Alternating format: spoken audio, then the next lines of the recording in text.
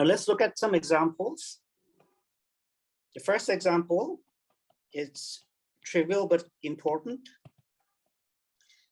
Let's take J to be 0. Okay. So what are the possible values of M then?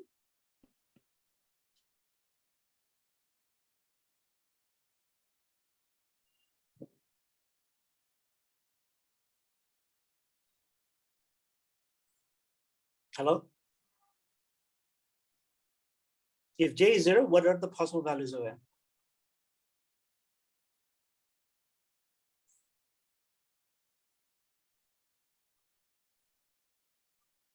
Can you guys hear me? Yeah, I'm thinking. Yeah, do think, please. Here's the list.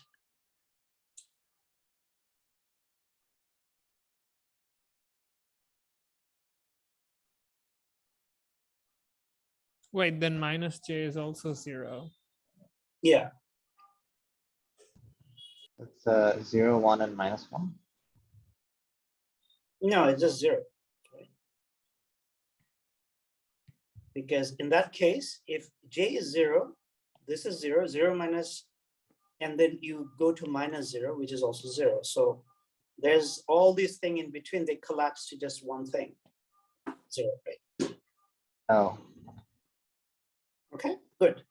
Anyway, so this may seem trivial, but it's actually important. Then what is the dimension of this E-rep? What is the dimension of this E-rep? 1. Exactly. So how do we label that vector? J is 0, M is 0, right? So what are the matrices then? So the matrices will be 1 by 1, right? Because we have only one dimensional. The matrices of the representation will be 1 by 1, right? Yeah. There'll be numbers. Okay, now if I want to find J3, what I have to do is I have to sandwich it between the vector and its conjugate. This is 0, right?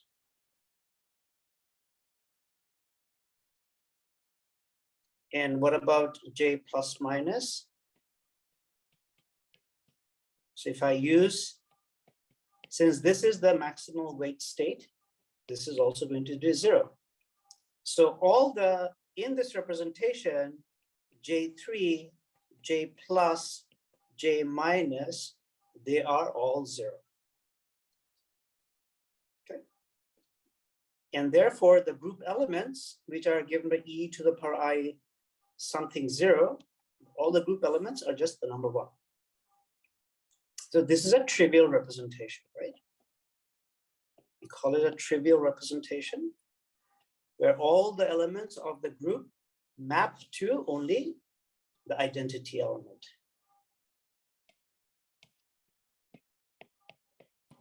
So this has application. This is application in physics, in quantum mechanics. Spin 0 particles, which are known as scalar particles,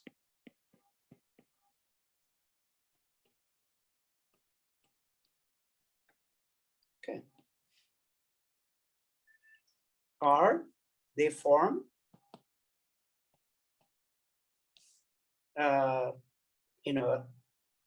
this they form this representation, okay, this representation of SU2.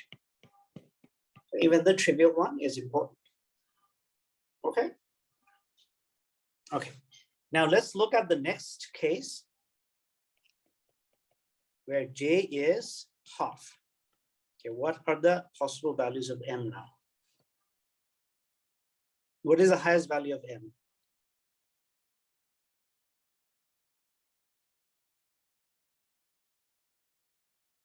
What is the highest possible value of M? Half. Right. And then we should go one step down. Then the lowest, the next lower value should be Minus half. minus half. But we know that the highest value should be minus the lowest value and vice versa, right? So there should not be any more, right? So the dimension of this representation will be how many? 2. Yeah. Okay, now we are in an interesting territory. So let me just write out these equations again for reference because we will need them. Okay, so let me just copy, these equations and write them out here so we can have them handy because we are now going to be using them. Okay, I'm just gonna minimize them a little bit. Okay, so let's look at the basis states. So the basis states, there would be two vectors. The first vector is half, half. The second vector is half minus half. So this I'm just gonna call, say, half. And this I'm just gonna call minus half, right? Because this thing is the same. So now let's work out what J3 is. So J3 is going to be a matrix. So whose first row is labeled by one state. So this would be the first element of J3. The second, column. We are looking at the first row here. So that's labeled by one of the states. The column is labeled by the ket.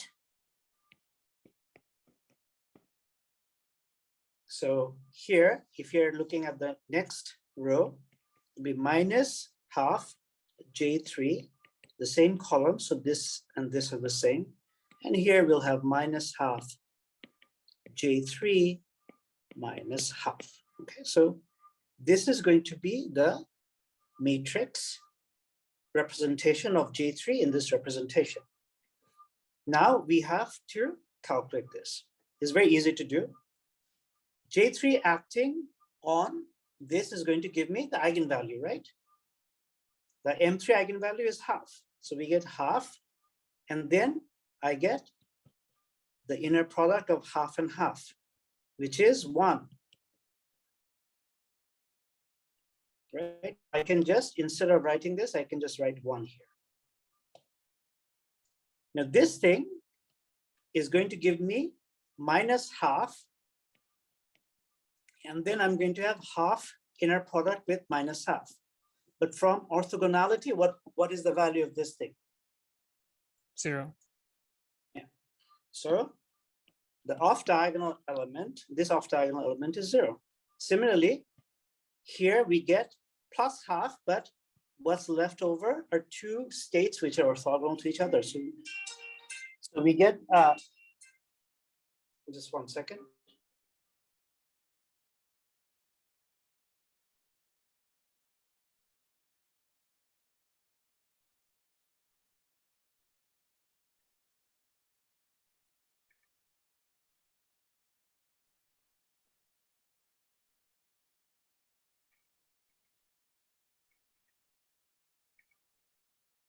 Okay.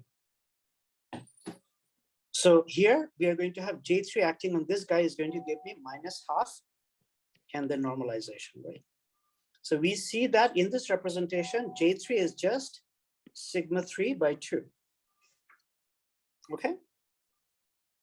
Now let's figure out J plus.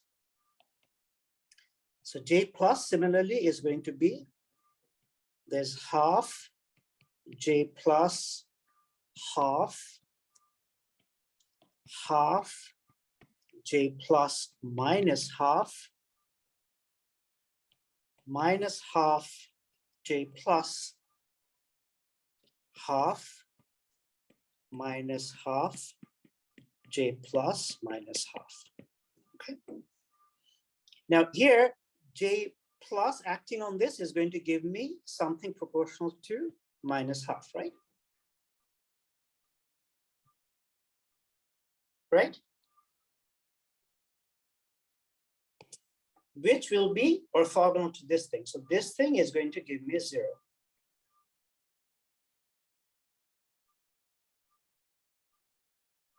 Shouldn't J plus increase the number? You're right, I misspoke. J plus would just kill this guy.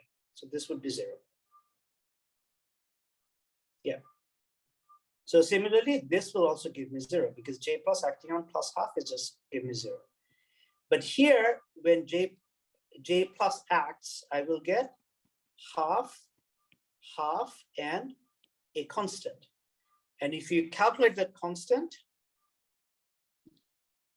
you will see that it's just going to be 1. Okay, so because if I look at here, if I look at this guy, and I'm using J plus on M equals to half, where J is half. So M is minus half, sorry. So if M is minus half, J is plus half, then this becomes plus half, right? So this becomes 1.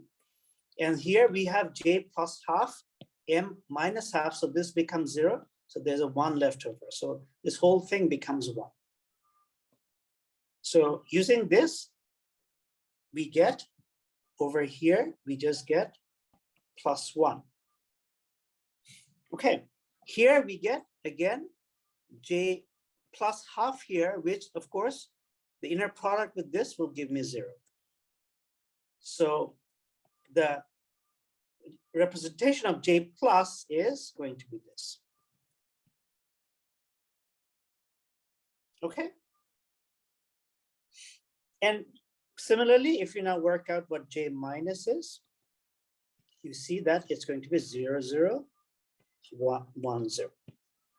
And you can then, okay, say what is J1? Well, J1 is half of J plus plus J minus. And this is easy to see that this is just this, which is sigma 1 by 2. And J2 is going to be 1 over 2i, J plus minus J minus. And if you work this out, you get a factor of half, 0 minus I 0, which is sigma 2 by 2. Okay. So we see that we regain the fundamental or the defining representation of SU2, right? Which is what we should get. So, and then you can say, okay, what is J1? And you can figure that out yourself. You can even write a computer code, which will take a given value of J1 and use those magical formulas and spit out what the representations are. And then, you know, once you have these matrices, it's easy to see that half is nothing but 1, 0, up to some normalization constant, which we choose to be plus 1, some phase, and minus half is then 0, 1, because these are the eigenvalues of the J3 operator with eigenvalues plus half and minus half.